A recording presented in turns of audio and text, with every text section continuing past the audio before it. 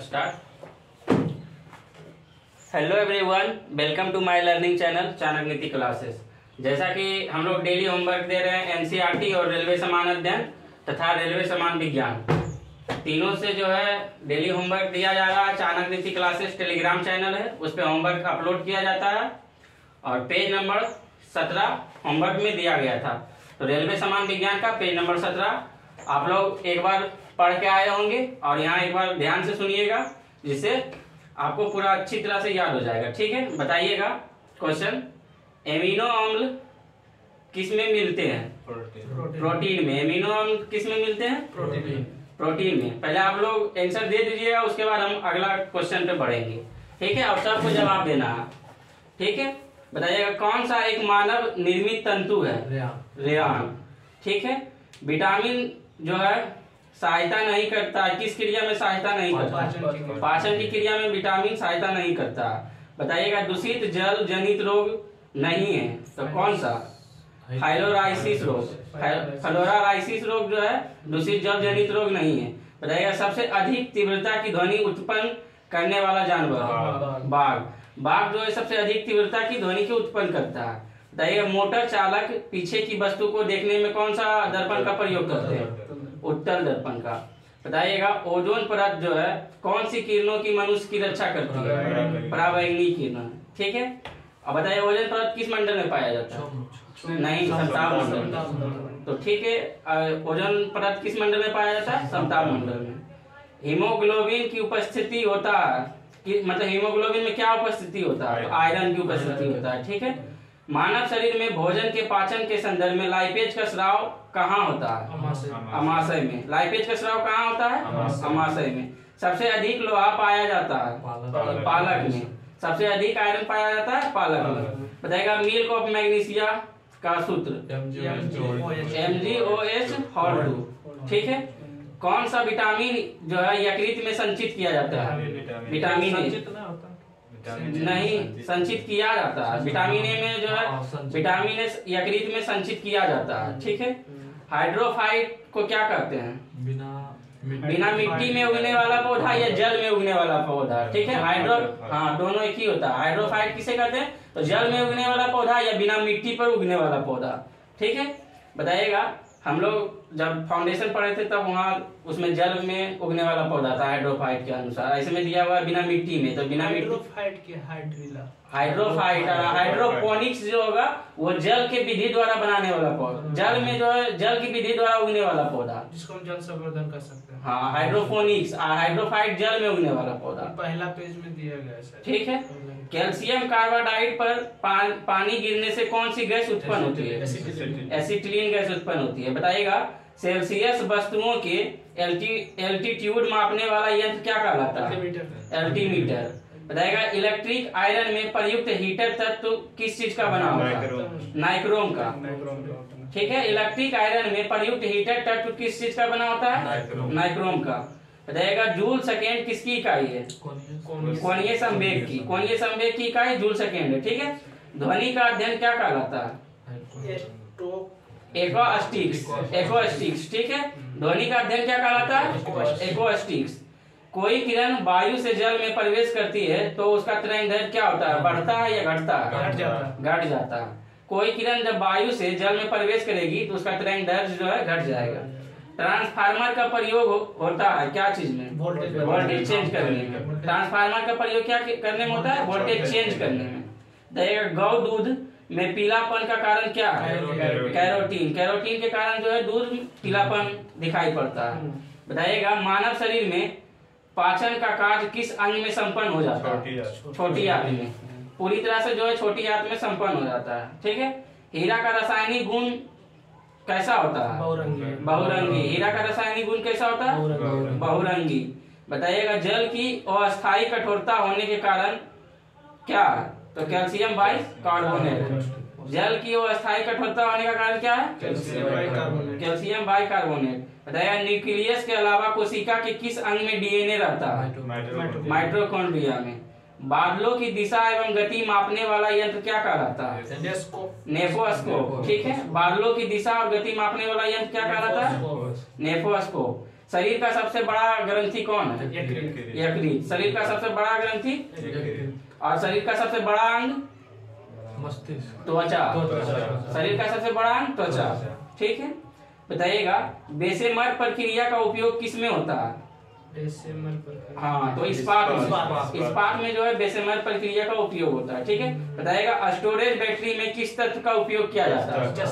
जस्ता का। ठीक है, मिठाइयों में जिलेटिन मिलाने का कारण क्या होता है? सुगंध बढ़ता है और स्वाद को अच्छा होता है। ठीक है, बताइए गन पाउडर का मिश्रण कौन कौन है? सल्फर, चारकोल और सोडा। ठीक है, सल्फर, चारकोल और सोडा। गन पाउडर का मिश्रण सल्फर, चारकोल, सोडा। ठीक है, वायुयानों के टायरों को भरने में किस गैस का प्रयोग किया जाता है? हीलियम का। बताइएगा मानव शरीर के भीतर खून किसकी अनुपस्थिति के कारण नहीं जमता? हाइड्रोजन के कारण। ठीक है, इसके कारण जो है मानव के शरीर के अंदर खून नहीं जमता। ठीक है, दर्पण बनाने में किसका उपयोग लाया जाता है? सिल्वर नाइट्रेट का। दर्पण बनाने में किसका उपयोग में लाया जाता है? Silver nitrate. कौन सी गैस सिगरेट लाइटर से निकलती है? ब्यूटेन। वो जो सिगरेट लाइटर होता है उससे कौन सा गैस उत्पन्न होता है? ब्यूटेन। बताइएगा निर्जलीकरण निम्न में से किस चीज की कमी के कारण उत्पन्न होता है? सोडियम क्लोराइड के कारण। जब उपवास रखते हैं तो किस चीज की कमी जो है निर्जलीकरण में निम्न में किस चीज का उत्पन्न होता है? तो सोडियम क्लोराइड का उत्पन्न होता है। सीएनजी का भी मतलब सीएनजी का फुल फॉर्म क्या? Compressed natural gas. इसे संप्रीत प्राकृतिक गैस भी बोल सकते हैं। कंप्रेस्ड को संप्रीत और नेचुरल को प्राकृतिक गैस। ठीक है, हिंदी में आ जाएगा तब। वायुयान की गति मापन जो है उसका वायुयान की गति मापने के लिए कौन सा उपकरण का प्रयोग करते हैं? जब वायुयान की गति मापते हैं इसमें कौन सा यंत्र का प्रयोग करते हैं? तो टेकोमीटर। ये सब हल्का क्वेश्चन है लेकिन ध्यान में नहीं रहता है। ठीक है, इसको ध्यान रखना है। वायुयान की गति मापने के लिए कौन सा यंत्र का उपयोग करते हैं? और वायुयान की टायरों में कौन सी गैस भरी जाती है? हीलियम। ठीक है, उच्च रक्तचाप का प्रमुख कारण क्या है? मानसिक तनाव। उच्च रक्तचाप का प्रमुख कारण है मानसिक तनाव। हाँ, अनाच्छादन की प्रक्रिया उन क्षेत्रों में अधिक होता है जहाँ रात में निम्न तापमान होता है। ठीक है, अनाच्छादन की प्रक्रिया उन क्षेत्रों में अधिक होता है जहाँ रात में निम्न तापमान होता है। बताइएगा बालू टिब्बा बनने का कारण होता है? पवन का कार्य। पवन का कार्य ऊर्जा। हाँ ठीक है, बालू टिब्बा बनने का कारण पवन का कार्य। ठीक है, कौन सा रक्त जो है समूह इसमें सर्वाधिक लिखा है लेकिन लिखना चाहिए सर्वाधिक। कौन सा रक्त समूह जो है सर्वाधिक रक्तदाता? ओ। ठीक है,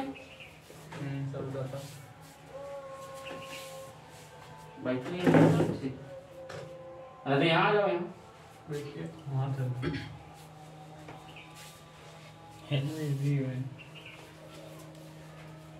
अभी तो ये बंदा दौड़ के आ रहा है ग्राउंड से।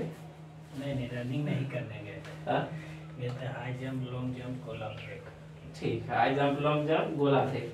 ठीक है, तो आप लोग को फिजिकल भी करना होगा। पहले आप लोग एग्जाम निकालिए उसके बाद फिजिकल करना है। ठीक है, दोनों जरूरी है।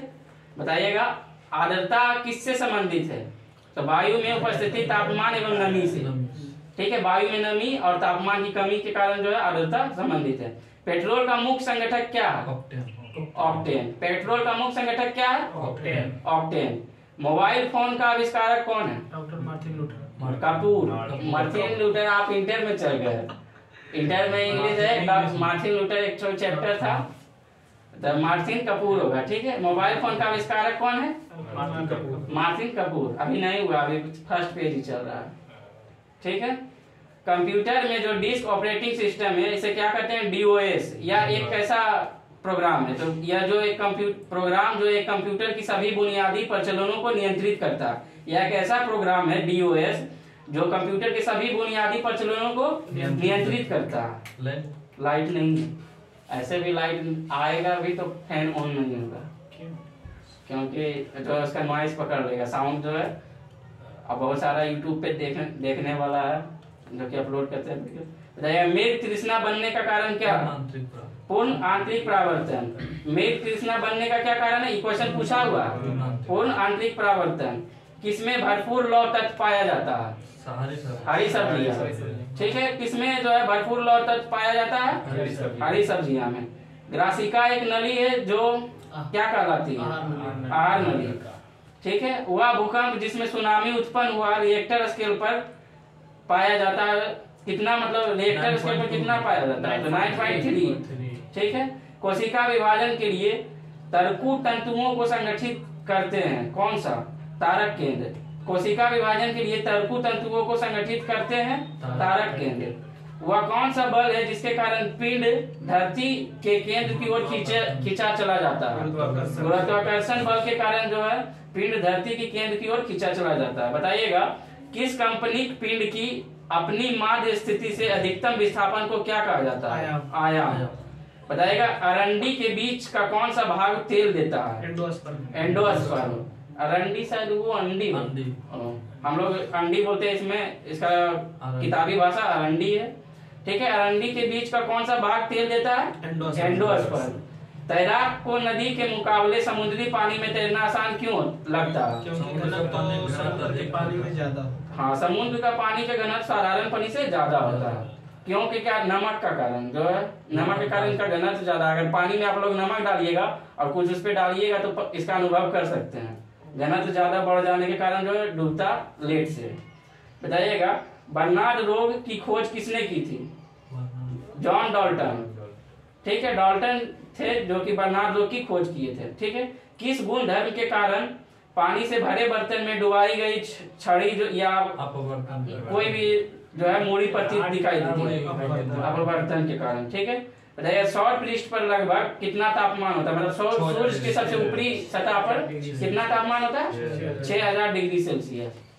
तो ये समाप्त हुआ और अगला बुक से समान अध्ययन, इसका पेज नंबर कल 18 अपलोड किया जाएगा और इससे भी 18 दिया जाएगा। और आज इसका होमवर्क था पेज नंबर 17। तो पेज नंबर 17 का पहला टॉपिक है यूएनओ या संयुक्त राष्ट्र संघ, जो कि क्वेश्चन हर बार यहाँ से एक क्वेश्चन आ ही जाता है। ठीक है। बताइएगा और ध्यान से सुनिएगा। संयुक्त राष्ट्र संघ को यूएनओ कहते हैं, आप लोग जानते हैं। इसकी स्थापना कब हुई? 24 अक्टूबर नहीं, 24 अक्टूबर 1945। ठीक है। यूएनओ की स्थापना कब हुई? 1945। क्या क्वेश्चन जो है इतना फेमस क्वेश्चन है, तुमने अक्टूबर बोला। संयुक्त राष्ट्र की स्थापना कब हुई? 24 अक्टूबर 1945। इसका मुख्य उद्देश्य क्या है? विश्व शांति एवं सुरक्षा बनाए रखना। यूएनओ का मुख्य उद्देश्य विश्व में शांति बनाए रखना। जैसे यूक्रेन और रूस विवाद हुआ, इजराइल फिलिस्तीन विवाद हुआ, ये सबको सुलझाना। ठीक है। और बताइएगा एक क्वेश्चन हम अपने मन से पूछते हैं, भारत जो है यूएनओ का सदस्य किस आर्टिकल के तहत बना? 111 नहीं, 51 के तहत।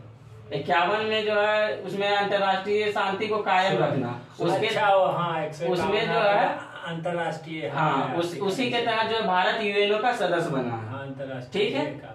यूएनओ का मुख्यालय कहाँ है? यूएनओ का पूछ रहे, तुम बता रहा है अंतर्राष्ट्रीय न्यायालय का मुख्यालय। तुम्हारा दिमाग न्यूयॉर्क में। ठीक है। यूएनओ हम बोल रहे हैं, तुम बता रहे हैं अंतर्राष्ट्रीय न्यायालय। ठीक है। तो यूएनओ का मुख्यालय कहाँ है?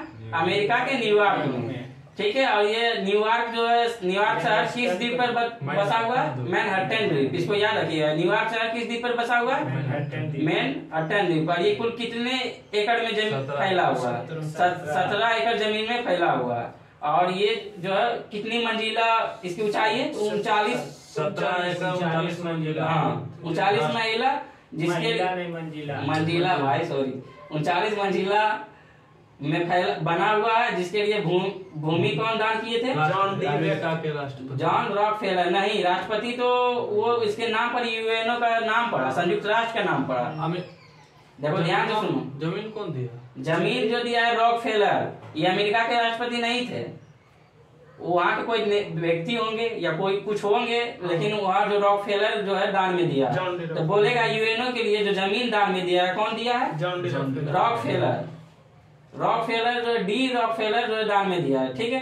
अब अगला क्वेश्चन सुनिए। संयुक्त राष्ट्र नामक अमेरिकी राष्ट्रपति जो है, मतलब संयुक्त राष्ट्र का नाम जो है किस अमेरिकी राष्ट्रपति के नाम पर पड़ा?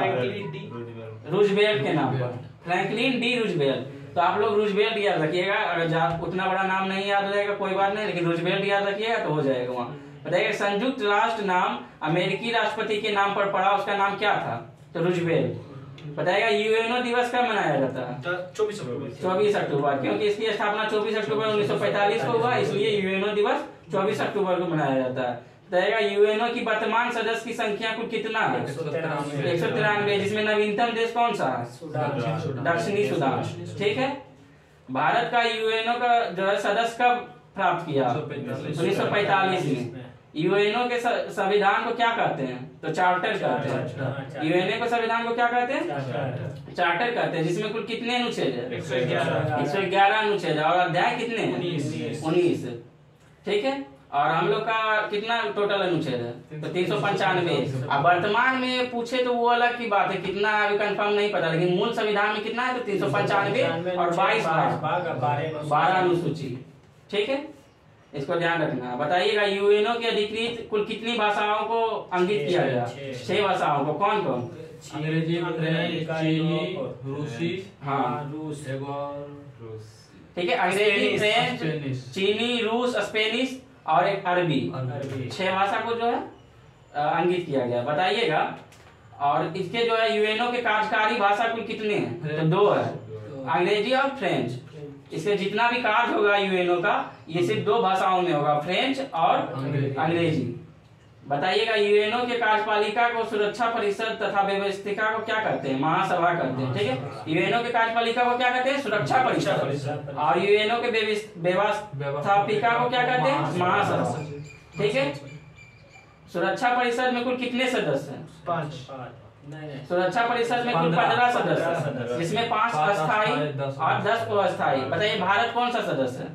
भारत कहाँ है? भारत है सदस्य। अस्थायी सदस्य, अस्थायी सदस्य 5 है और अस्थायी सदस्य में भारत आता है। ठीक है। 10 अस्थायी सदस्य, 5 वो अस्थायी है, 10 वो अस्थायी है। ठीक है। उसके बाद बताइएगा 5 अस्थायी सदस्य जो है वो कौन कौन है? अमेरिका, चीन, ब्रिटेन, हाँ, रूस, फ्रांस। ठीक है, 5 सदस्य है। उसके बाद बताइएगा जैसे अमेरिका, ब्रिटेन, चीन, फ्रांस और रूस। देख लीजिएगा, पहले कहाँ से ऐसे याद रखना है, अमेरिका, फ्रांस और चीन, रूस और एक तो ब्रिटेन। ठीक है। बताइएगा अस्थायी सदस्य का कार्यकाल कितना होता है? 2 वर्ष के लिए यह बनता है। ठीक है। बताइएगा सुरक्षा परिषद को क्या कहते हैं हम लोग, या क्या कहा जाता है पूरे विश्व में? तो दुनिया का पुलिस में। सुरक्षा परिषद को क्या कहते हैं? दुनिया का पुलिस में। बताइएगा सर्वप्रथम वीटो का प्रयोग किस देश ने किया? अमेरिका ने। कब किया? मार्च 1971 में। और किस प्रश्न पर किया था? तो रेडियो सिया के प्रश्न पर। ठीक है। बताइएगा वीटो कोई दिक्कत नहीं, पंखा चला दीजिए। पंखा नहीं चला, आवाज उसमें करता। और बहुत सारा लोग सुनता है यूट्यूब पे, जो नहीं आ पाता है यहाँ वो लोग यूट्यूब पे ही सुनता है। ठीक है। बताइएगा अगला क्वेश्चन कहाँ तक हम पूछ दिए थे अभी तक? यूएनओ। ठीक है।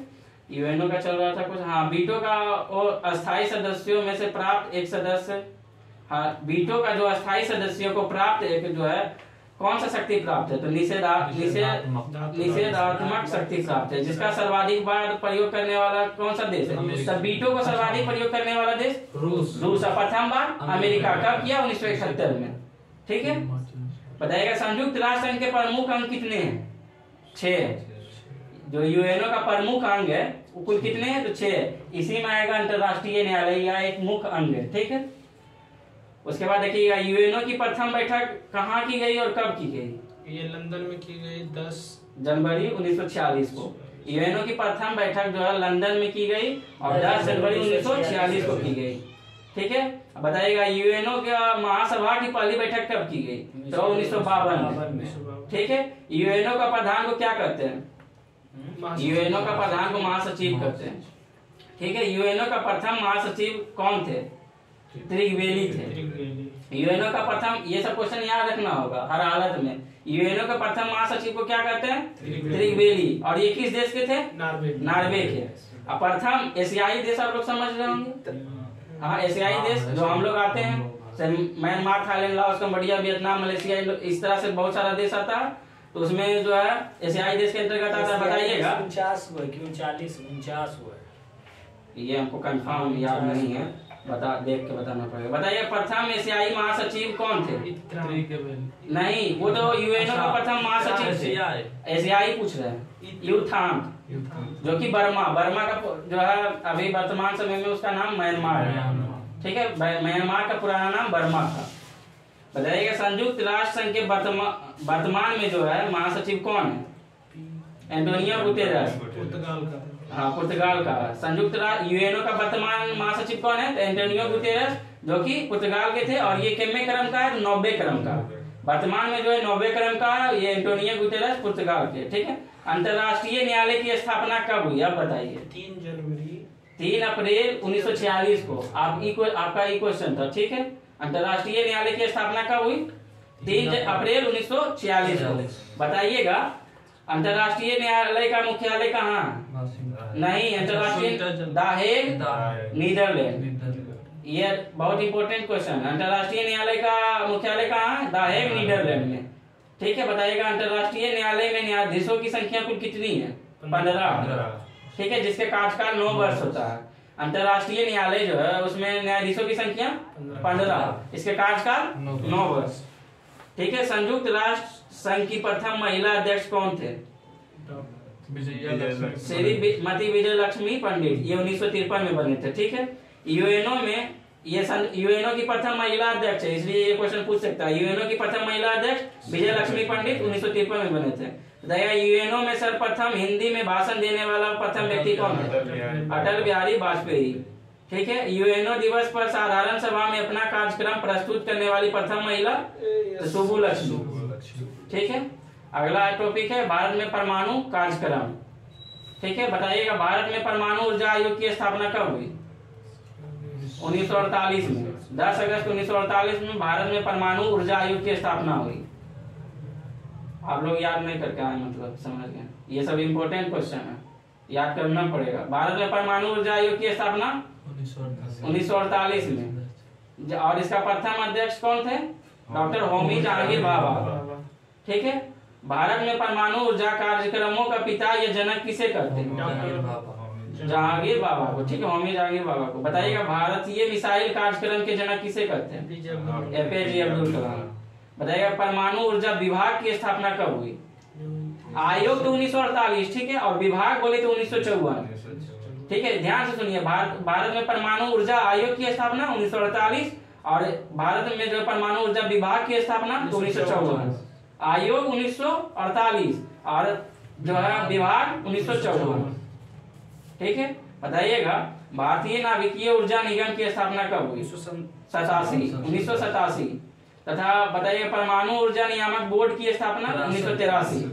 नाभिकीय ऊर्जा निगम 1987 और परमाणु ऊर्जा नियामक बोर्ड की स्थापना 83। बताइए विश्व का पहला परमाणु बिजली घर कौन सा देश में स्थापित किया गया?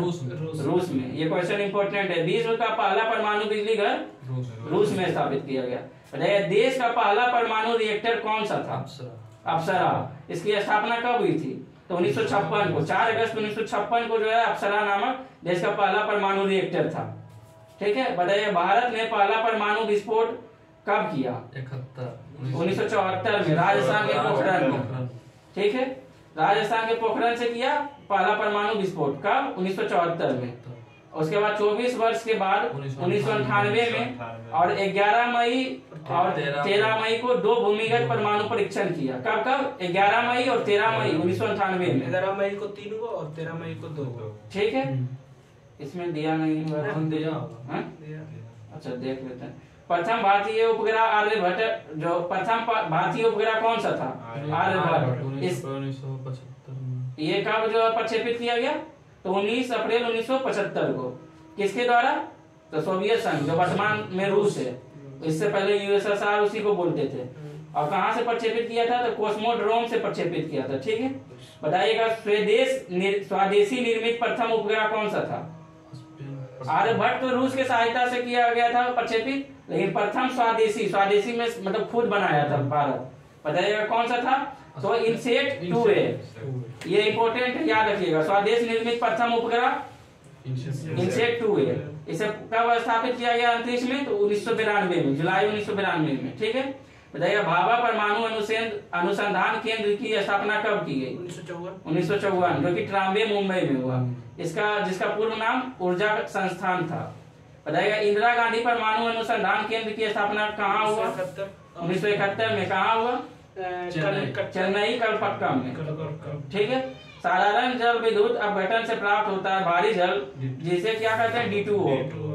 D2O की खोज किसने की थी? HC यूरे ने। कब की थी? 1932 में। बताइएगा भारी जल संयंत्र की स्थापना भारत में पहली बार कब की गई? 1962 में। कहाँ पे? तो नागल पंजाब में। ठीक है। भारी जल संयंत्र की स्थापना भारत में पहली बार कहाँ की गई और कब की गई? 1962 में और नागल पंजाब। ठीक है, नागल पंजाब में पड़ता। बताइएगा केंद्रीय जल एवं विद्युत शोध केंद्र कहाँ स्थित है? नहीं, केंद्रीय जल एवं विद्युत शोध जो है खरगवासला, जो कि पुणे महाराष्ट्र में पड़ता है। ठीक है। भारत में प्रथम जल विद्युत केंद्र की स्थापना कब की गई? भारत में, पहले ध्यान सुनिए, भारत में प्रथम जल विद्युत केंद्र की स्थापना दार्जिलिंग में की गई 1897 में। ठीक है। भारत एवं भूटान की संयुक्त जल विद्युत जो है किस परियोजना के आता है? तो चोखा, जो कि बांसू नदी पर स्थित है। भारत एवं भूटान के संयुक्त जो जल विद्युत परियोजना है, क्या नाम है उसका? चोखा, जो कि बांसू नदी पर स्थित है। भारत का प्रथम आणविक केंद्र कहाँ स्थित किया गया था? तारापुर में। भारत का प्रथम आणविक केंद्र तारापुर में। बताइएगा तारापुर परमाणु विद्युत घर का निर्माण कब हुआ था? तो 1972। ठीक है। तारापुर यहाँ है, लेकिन ये तारापुर जो है मुंबई महाराष्ट्र में स्थित है। ठीक है। ये तारापुर नहीं समझना। हाँ, ठीक है। यहाँ भी कुछ है इसलिए बोल रहे हैं। हाँ, इसलिए हम बोल रहे हैं। तो यह तारापुर कहाँ है? तो मुंबई महाराष्ट्र में। राजस्थान परमाणु विद्युत घर का निर्माण कब हुआ? तो 1972 में। और राजस्थान परमाणु विद्युत घर का नाम क्या था? तो रावत वाता। ठीक है। तो क्वेश्चन इस तरह पूछेगा, रावत वाता किस राज्य में स्थित है? तो राजस्थान में। और तारापुर विद्युत घर कहाँ स्थित है? तो मुंबई महाराष्ट्र में। बताइए नरौरा परमाणु विद्युत घर का निर्माण कब हुआ और किस साल में? तो 1991 में निर्माण हुआ नरौरा का, और ये यूपी में, उत्तर प्रदेश। ठीक है। बुलंदशहर में स्थित है। नरौरा का जो है परमाणु विद्युत घर बुलंदशहर यूपी में स्थित है। तो ये हो गया रावत वाता राजस्थान, तारापुर मुंबई, और जो है नरौरा कहाँ है? यूपी। और काकर पार जो है क्या है? काकरा पार परमाणु विद्युत घर सूरत गुजरात। हाँ, 93 में। इसकी स्थापना 93 में हुआ। बताइएगा रमन अनुसंधान केंद्र कहाँ स्थित है? बेंगलोर कर्नाटक में। ये 4-5 को याद रखिए। देखिए क्वेश्चन आ जाता है यहाँ से। ठीक है, एक बार ध्यान से सुनिएगा। तारापुर महाराष्ट्र, रावत वाता राजस्थान, नरौरा यूपी, काकरा पार सूरत गुजरात में पड़ता है। ठीक है। रमन अनुसंधान केंद्र बेंगलोर कर्नाटक। ठीक। अगला टॉपिक है भारत की पंचवर्षीय योजना। ये भी इम्पोर्टेंट टॉपिक है, जो कि अच्छा से फिर से एक बार पढ़ना होगा। इसको रिवाइज हम फिर संडे को करेंगे। ठीक है। भारत की पंचवर्षीय योजना को रिवाइज करेंगे। ध्यान से सुनिए। भारत में पंचवर्षीय योजना किस देश से प्रेरित होकर लिया गया? रूस से। बताइएगा योजना के अंतिम स्वीकृति प्रदान कौन करता है? राष्ट्रीय विकास परिषद। राष्ट्रीय विकास परिषद की स्थापना कब हुई? 1952 में। किसके द्वारा? जवाहरलाल नेहरू के द्वारा। इसका प्रथम अध्यक्ष जवाहरलाल नेहरू थे। ठीक है। बताइएगा पहली योजना जो है, पहली पंचवर्षीय योजना कब आया? 51 से 56। ठीक है। और कौन मॉडल पर आधारित था? HD model. याद रखिए, देखिए इस ट्रिक से याद रखिए, HD model, Herald Domar model. इसलिए HD याद रहेगा, हेराल्ड डोमर याद नहीं रहेगा। तो HD मॉडल पर आधारित है सीधा। ठीक है। 51 से 56 पहली पंचवर्षीय योजना, 51 से 56 और HD मॉडल, H से हेराल्ड और D से डोमर, यह मॉडल पर आधारित है। बताइएगा। और यह इसमें जो है पहला पंचवर्षीय योजना में किसको बढ़ावा दिया गया? कृषि को बढ़ावा दिया गया, क्योंकि भारत आजाद होने के बाद उस टाइम भारत के पास कुछ नहीं था, सिर्फ कृषि था। तो कृषि पर ही विशेष बल दिया गया। ठीक है। बताइएगा अगला क्वेश्चन, दूसरी पंचवर्षीय योजना किस मॉडल पर आधारित है? पीसी महालनोबिस। ठीक है। मतलब पहला HD, दूसरा PC। इस तरह HD मतलब HD वीडियो देखते हैं, और PC होता है सिस्टम। PC जो है सिस्टम होता है। तीसरा भी PC है। हाँ, तीसरा भी PC है। तो ठीक है, पहले याद, पहला HD, दूसरा PC महालनोबिस। ठीक है। PC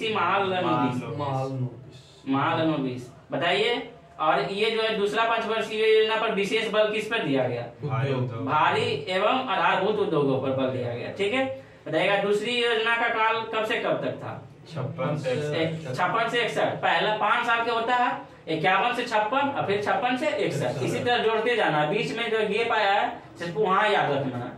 ठीक है, बताइएगा दूसरी योजना काल के दौरान बहुत सारे जो है भारी उद्योग लगाया गया। बताइए राउरकेला किसके सहयोग से लगाया गया? जर्मनी के सहयोग से। और ये कहाँ है? उड़ीसा में। और भिलाई यूएसएसआर के सहयोग से छत्तीसगढ़ में। और दुर्गापुर इंग्लैंड के ब्रिटिश के सहयोग, पश्चिम बंगाल के सहयोग से ब्रिटेन के सहयोग से और पश्चिम बंगाल में लगाया गया। राउरकेला उड़ीसा, भिलाई छत्तीसगढ़, दुर्गापुर पश्चिम बंगाल। और राउरकेला जो है जर्मनी के सहायता से, भिलाई यूएसएसआर के सहायता से और दुर्गापुर ब्रिटेन के सहायता से। ठीक है, बताइएगा तीसरी योजना जो है किस मॉडल पर आधारित था? नहीं, तीसरी सैंडी चक्रवर्ती। पहले देखिए एचडी आया, दूसरा उसके बाद पीसी आया, पीसी सिस्टम को कहते हैं, और चक्रवर्ती मिथुन चक्रवर्ती तीसरा। इस तरह से याद रख रहा है, पहला एचडी, दूसरा पीसी और तीसरा चक्रवर्ती। क्योंकि पीसी पे ही फिल्म देखा जाता है, फिल्म किसका देखना है तो चक्रवर्ती का, मिथुन चक्रवर्ती का। इस तरह से याद रखना, याद किसी तरह रख सकते हैं आप लोग का जो ट्रिक बनेगा उस तरह से याद रखिएगा। ठीक है, बताइएगा ये जो है इस पर आत्मनिर्भरता का बल दिया गया। प्रथम में कृषि पर, दूसरा में भारी उद्योग पर और तीसरा में आत्मनिर्भरता, खुद से बनाना है, हर चीज आत्मनिर्भर बनना है। ठीक है, अब बताइएगा बोकारो स्टील प्लांट जो है यह किस पंचवर्षीय योजना के तहत किया गया स्थापना? तृतीय पंचवर्षीय योजना के तहत। बताइएगा सर्वाधिक असफल योजना कौन सा रहा? तृतीय पंचवर्षीय योजना। जो इसमें क्या क्या था? मुख्य कारण था असफल का कारण बक्सर का युद्ध हुआ। नहीं, बक्सर का युद्ध, चीन का भारत चीन का युद्ध 1962 में, भारत पाक युद्ध 1965 में, और भयंकर सुखाड़ भी आया था। ठीक है, इसको याद रखना है। तीन कारण था जो कि असफल रहा तृतीय पंचवर्षीय योजना। भारत चीन युद्ध 1962 में, और भारत पाक युद्ध 1965 में, और भयंकर सुखाड़ आ गया था। ठीक है, बताइएगा वार्षिक योजना या योजना अवकाश कब से कब तक लगा था? 1966 से 69, 1903 साल लगा था। ठीक है, 67, 68, 69, फिर 70 से चालू होगा। ठीक है, बताइएगा हरित क्रांति कब प्रारंभ हुई? तो 66 से 69 के बीच में। ठीक है, अवकाश योजना जब लगा था इसी के बीच में हरित क्रांति प्रारंभ हुई। बताइएगा चतुर्थ योजना जो है कब से कब, चतुर्थ पंचवर्षीय योजना कब से कब तक चला? तो 1969 से 74 तक, लेकिन कहीं कहीं 70 ही दिया जाता है। 1974, 69 से 74 तक। और ये जो है गॉडगिल योजना पर, इसे गॉडगिल योजना भी कहते हैं। चतुर्थ पंचवर्षीय योजना को गॉडगिल योजना भी कहते हैं। बताइएगा पांचवी पंचवर्षीय योजना कब से कब तक चला था? और ये नहीं 74 से 78। यह एक ऐसा था जो कि अधूरा ही रह गया क्योंकि सरकार बदल गया था इस टाइम। 74 से 78 4 साल तक ही रहा। ठीक है, और ये एक वर्ष पहले ही समाप्त कर दिया गया। बताइएगा पांचवी योजना का मुख्य उद्देश्य क्या नारा था? मुख्य नारा क्या था पांचवी पंचवर्षीय योजना? गरीबी हटाओ। ठीक है, और काम के बदले अनाज की योजना चलाई गई। काम के बदले अनाज की योजना किस पंचवर्षीय योजना में चलाई गई? पांचवी पंचवर्षीय योजना में। बताइएगा अनवरत योजना जिसे रोलिंग प्लान भी कहते हैं, ये कब से कब तक चला? तो 1978 से 80 तक। 1978 से 80 तक इसे रोलिंग प्लान भी कहते हैं। और इसके जनक कौन थे? रोलिंग प्लान के जनक कौन थे? Gunnar Myrdal. ठीक है, बताइएगा अगला क्वेश्चन, सातवीं पंचवर्षीय योजना की अवधि क्या है? तो 85 से 90। 1905 इसको तो आप लोग कैलकुलेट करके निकाल लीजिएगा, जब नहीं समझ में आएगा तो ये अवकाश योजना लगा है। हाँ, 5-5 वर्ष जाते जाना है, और उसके बाद 3 वर्ष जो है 66 मतलब 66 से 69 तक ये घटाना है। 74 से फिर इधर, और फिर 74 से ये 4 साल इधर, 1 साल इधर घटना, 2 साल इधर। क्या है 80 से 74 से 78, फिर 2 साल का रोलिंग प्लान जो आया। ठीक है, इसको ध्यान में घटा के बाकी कर लीजिएगा ये सब मैनेज। अगर याद नहीं रहेगा तो वैसे याद रहेगा तो बेहतर है। बताइएगा सातवीं योजना की अवधि 85 से 90 तक चला, और इसमें जो है जवाहर रोजगार योजना कब चलाया गया? तो 1989 को। तथा इंदिरा आवास योजना कब चलाया गया? तो 85 से 86 के बीच। ठीक है, 7वीं पंचवर्षीय योजना के तहत ही इंदिरा आवास चलाया गया, जवाहर रोजगार योजना चलाया गया। और उसके बाद बताइएगा 8वीं पंचवर्षीय योजना तो 92 से 97, इसका मुख्य उद्देश्य क्या था? तो मानव संसाधन का विकास। 8वीं पंचवर्षीय योजना का मुख्य उद्देश्य क्या था? मानव संसाधन का विकास। ठीक है। 9वीं पंचवर्षीय योजना का मुख्य उद्देश्य क्या था? तो सामाजिक न्याय और समानता के साथ आर्थिक विकास। ठीक है, जो मुख्य उद्देश्य जो है सबका याद रखना है। और 10वीं योजना की अवधि 2002 से 2007 तक था। 10वीं जो है पंचवर्षीय योजना अब तक सबसे सफल योजना है। पूरे पंचवर्षीय योजना में अब तक सबसे सफल पंचवर्षीय योजना कौन सा रहा? 10वीं। ठीक, 2002 से 2007 तक। इस समय कौन थे? मनमोहन सिंह थे। पीएम कौन थे? मनमोहन सिंह। 2 साल। ठीक है। और 11वीं पंचवर्षीय योजना की अवधि 2007 से 2012 और 12वीं पंचवर्षीय योजना की अवधि 2012 से 17। और 12वीं योजना का मुख्य उद्देश्य था तीव्र गति से संपोषणीय व अधिक समावेशी विकास करना। अब जो पंचवर्षीय योजना हटा दिया गया। कब हटाया ये नहीं पता, लेकिन हटा दिया। 2000 कोरोना से। हाँ, 17 के बाद से कोई पंचवर्षीय योजना नहीं, कोरोना योजना आयोग के जगह पर नीति आयोग लागू कर दिया 2015 से। ठीक है। और उसका जो है अध्यक्ष कौन होता है? प्रधानमंत्री को होता है। तो इसका पेज नंबर कल जो 18 दिया जाएगा होमवर्क में। और हिस्ट्री का आज यहाँ से चैप्टर स्टार्ट हो जाता है। इससे पहले पाषाण काल चल रहा था, यहाँ से चैप्टर स्टार्ट होता है हड़प्पा सभ्यता।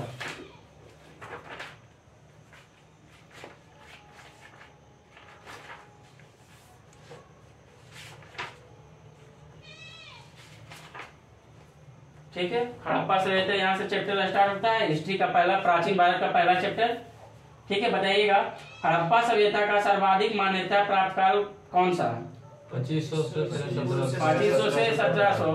अब ये जो है कंफर्म नहीं बोल सकते, 2500 से 1700 या 1750 या। और एनसीईआरटी हम लोग पढ़े थे इंटर आर्ट्स में, तो 2600 से 1900 पढ़े थे। लेकिन सबका अलग अलग है, लेकिन कोई भी देगा तो एक इम्पोर्टेंट डेट एगो देगा और बाकी सब बहुत अलग अलग रहेगा। जैसे 2200 से 1600 दे देगा, इस तरह से देगा। और एगो दे देगा 2500 से या 2400। 2500 जब देगा तो फिर 2400 भी नहीं देगा, बहुत दूर जाएगा। समझे ना? उस तरह देखना है। बताइएगा हड़प्पा नामक पुरा स्थल किस सभ्यता से संबंध रखता है? सिंधु घाटी सभ्यता से। हड़प्पा सभ्यता को सिंधु घाटी सभ्यता कहते हैं। ठीक है। तो यह पूरा स्थल जो हड़प्पा सभ्यता से या सिंधु घाटी सभ्यता से संबंध रखता है। बताइएगा हड़प्पा सभ्यता की लिपि कैसा था? भाव चित्रात्मक लिपि था। हड़प्पा सभ्यता की जानकारी का प्रमुख स्रोत क्या चीज से प्राप्त होती है? पुरातात्विक खुदाई से। जो खुदाई के दौरान पुरातात्विक साक्ष्य प्राप्त हुआ है, उसी से हड़प्पा सभ्यता की जानकारी मिलता है। ठीक है। बताइएगा मोहनजोदड़ो का शाब्दिक अर्थ क्या होता है? मृतकों का टीला। ठीक है। और बताइएगा सिंधु सभ्यता जो है किस काल से संबंधित रखता है या किस युग से संबंधित रखता है? तो आदि ऐतिहासिक युग। आदि ऐतिहासिक उस युग को कहते हैं जिसमें लिखित साक्ष्य और पुरातात्विक साक्ष्य दोनों प्राप्त है, परंतु लिखित साक्ष्य पढ़ा नहीं गया। ठीक है। आदि ऐतिहासिक काल के अंतर्गत जो है लिखित साक्ष्य और पुरातात्विक साक्ष्य दोनों प्राप्त है, परंतु लिखित साक्ष्य जो है पढ़ा नहीं गया। ठीक है। बताइएगा मूर्ति पूजा का प्रारंभ कब से माना जाता है? पूर्व आर्य काल से। हड़प्पा सभ्यता में मूर्ति पूजा नहीं होता था। मातृ देवी और मातृ देवी का पशुपति शिव का पूजा होता था।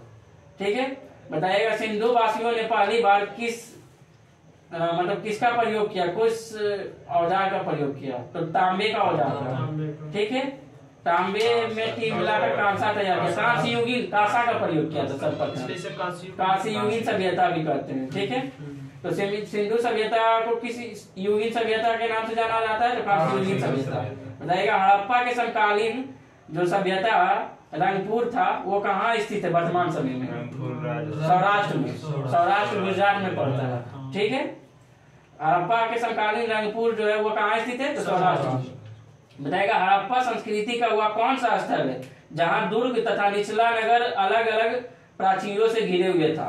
कालीबंगन। कालीबंगन कहाँ? राजस्थान में। यहाँ से जो है खेत की जुताई का साक्ष्य प्राप्त हुआ है। ठीक है। और कालीबंगन का अर्थ क्या होता है? काले रंग की चूड़ियां। ठीक है। जैसे मोहनजोदड़ो का मृतकों का टीला, उसी तरह इसका काले रंग की चूड़ियां। घग्गर नदी, इसे सरस्वती नदी भी बोलते हैं। घग्गर नदी और सरस्वती नदी। पहले सरस्वती था, उसका नाम चेंज हो गया तो घग्गर। हाँ, प्राचीन सरस्वती। ठीक है, बताइएगा अगला क्वेश्चन। उसी को घग्गर नदी और सरस्वती नदी, उसका पूरा प्राचीन नाम सरस्वती नदी था। ठीक है, बताइएगा मोहनजोदड़ो एवं हड़प्पा सभ्यता की पुरातात्विक खुदाई किसके द्वारा की गई? John Marshall. जॉन मार्शल के द्वारा जो है मोहनजोदड़ो एवं हड़प्पा सभ्यता की पुरातात्विक खुदाई की गई। बताइएगा हड़प्पा कालीन स्थलों में अभी तक किस धातु की प्राप्ति नहीं मिला? लोहा। लोहा जो है अभी तक जो है वहाँ प्राप्त कहीं से नहीं हुआ, इसलिए इसे कांस्ययुगीन सभ्यता भी कहते हैं। सिंधु घाटी के लोग किसकी पूजा करते थे? मातृ देवी की। ठीक है, सिंधु घाटी के लोग किसकी पूजा करते थे? मातृ देवी की।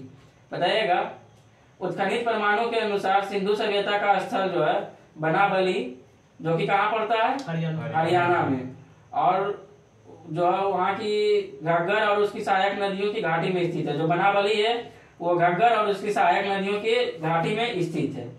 ठीक है, सिंधु घाटी सभ्यता। हाँ, बनाबली जो है वह हरियाणा में पड़ता है, वह घग्गर और उसकी सहायक नदियों के घाटी में स्थित है, बनाबली।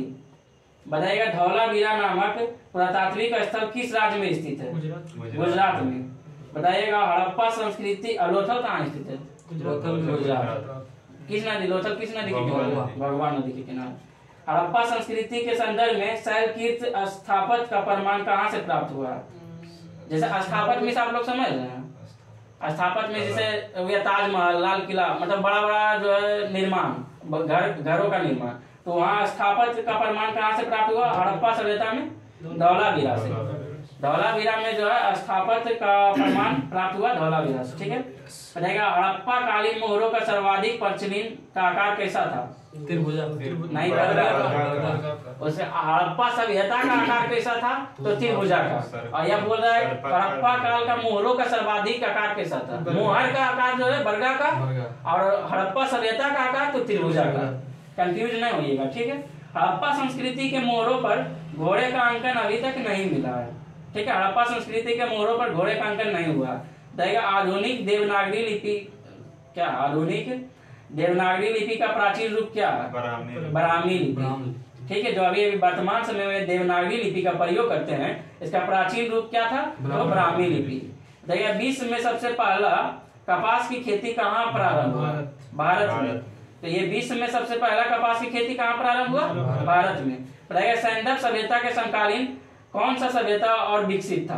तो मिस्र की सभ्यता। ठीक है, मिस्र की सभ्यता, मेसोपोटामिया की सभ्यता, ये सब तो सैंडप सभ्यता का जो है उस टाइम विकसित था।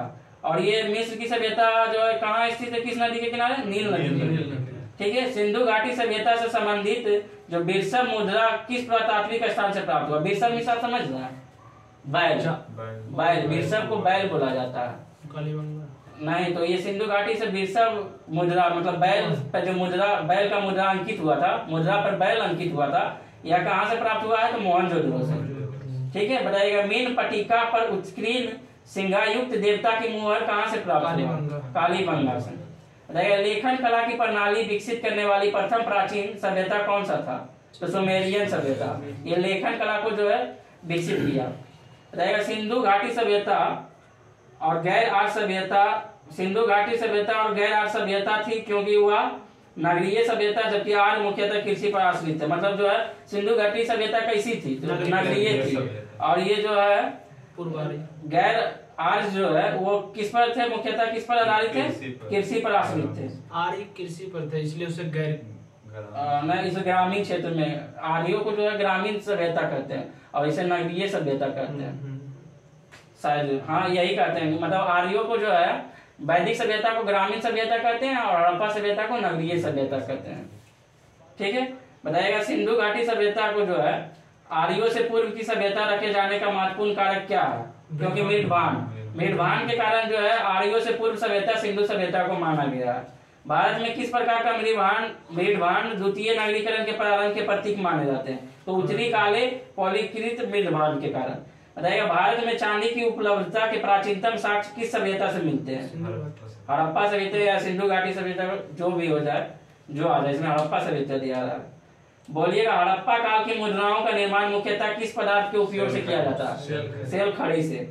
बताइएगा हड़प्पा सभ्यता का नक्शा देख लीजिए आप लोग। जैसे भारत उत्तर में जम्मू कश्मीर, नीचे चेन्नई है, इधर पूर्व में अरुणाचल प्रदेश है और पश्चिम में गुजरात है। अभी वर्तमान समय में भारत के नक्शा। उसी तरह जम्मू अति हड़प्पा सभ्यता का नक्शा देखिएगा, उत्तर में जम्मू कश्मीर में मांड कहाँ था? जम्मू कश्मीर। नीचे दक्षिण में दाइमाबाद महाराष्ट्र, और पूर्व में आलमगीर जो कि यूपी में पड़ता है उत्तर प्रदेश, और इधर पश्चिम में सुल्तानगंज डोल जो कि गुजरात में पड़ता है, बलूचिस्तान या पाकिस्तान में उस टाइम, क्योंकि अखंड भारत था उस टाइम। ठीक है, इसको ध्यान रखना है। अब बताइएगा, लोथल को लघु हड़प्पा भी कहते हैं या लघु मोहनजोदड़ो भी कहा जाता है। लोथल को बोलेगा लघु हड़प्पा किसे कहते हैं? तो लोथल को। ठीक है, और इसके पूर्वी भाग में एक जो है साक्ष्य प्राप्त हुआ गोदीबारा। तो गोदीबारा का साक्ष्य कहाँ से प्राप्त हुआ? लोथल से।